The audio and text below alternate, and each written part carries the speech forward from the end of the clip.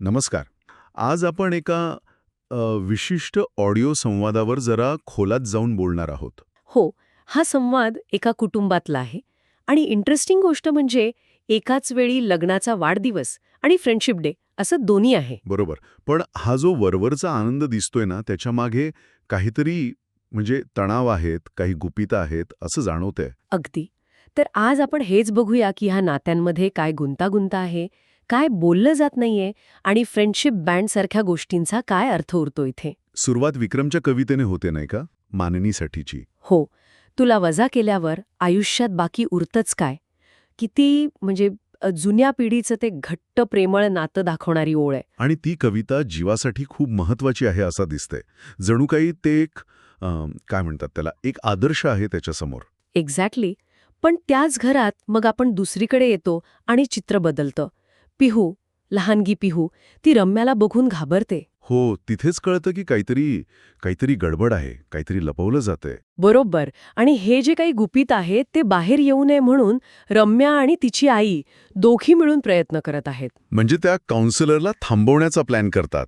त्याला त्या प्याद्याला वजीर करणं, असं काहीतरी म्हणतात ना? हो, म्हणजे एका छोट्या गोष्टीचा आधार घेऊन मोठा डाव साधायचा प्रयत्न.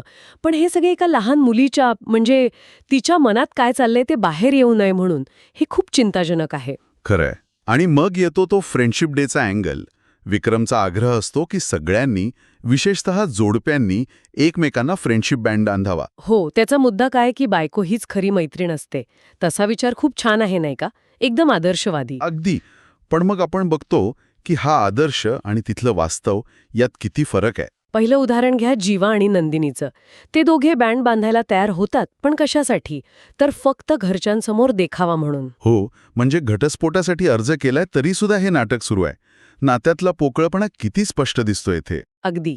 मग येतात काव्या आणि देशमुख.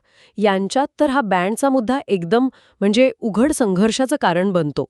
देशमुख स्पष्ट नकार देतो. तो म्हणतो घटस्फोटाच्या दारात आहोत आपण आणि मैत्री म्हणजे जबाबदारी, जी त्याला नको आहे. हो, आणि उलट तो काव्याला म्हणतो की मैत्रिणीला बोलवून बांध बँड. किती कटुता आहे बघायला गेलं तर. म्हणजे इथे मैत्रीची कल्पनाच नाकारली जाते त्या नात्यात. आणि तिसरं जोडपं पार्थ आणि रेणुका. त्यांचं तर अजून वेगळं. ते काय करतात? ते ऑनलाईन मीटिंगचं कारण सांगतात ना? हो, म्हणजे ते थेट टाळतातच बँड बांधणं. पण गंमत म्हणजे नंतर रेणुका विक्रमजवळ पार्थबद्दल तक्रार करताना दिसते. अच्छा, म्हणजे तिथेही प्रॉब्लेम्स आहेतच, फक्त ते उघडपणे कबूल करत नाहीत किंवा त्यावर बोलत नाहीत. बरोबर.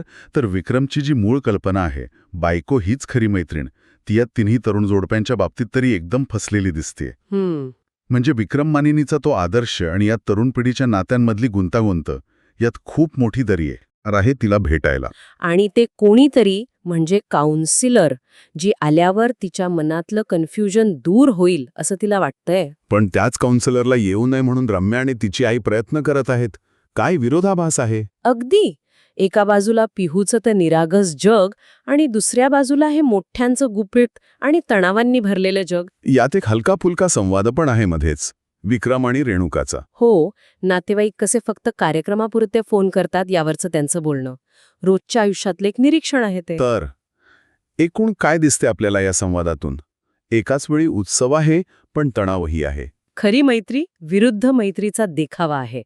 सत्य बाहेर येण्याची भीती आहे आणि ते दाबण्याचा प्रयत्नही आहे. विक्रमची कविता एक आदर्श ठेवते, पण तरुण जोडपी ते आदर्शापासून खूप दूर, त्यांच्या स्वतःच्या समस्यांमध्ये अडकलेली दिसतात. आणि तो फ्रेंडशिप बँड जो मैत्रीचं प्रतीक असायला हवा, तो इथे नात्यांमधली दरी कमी करण्याऐवजी जास्त उघड करतोय असं वाटतं. मग या सगळ्यावरून एक प्रश्न पडतो मनात, की लग्नाच्या नात्यात असं मैत्रीचं प्रतीक म्हणजे हा बँड बांधण्याचा उपचार, याने खरंच काही नातं घट्ट वगैरे होतं, की हे फक्त एक काय म्हणतात त्याला सोशल प्रेशर उरतं? आणि दुसरा विचार म्हणजे कुटुंबात अशी गुप्तपं जपली जातात, त्याचा ताण विशेषतः पिहूसारख्या लहान मुलांवर आणि एकूण कुटुंबाच्या मानसिक आरोग्यावर कसा परिणाम करत असेल, हा विचार करायला लावणारा मुद्दा आहे नक्कीच.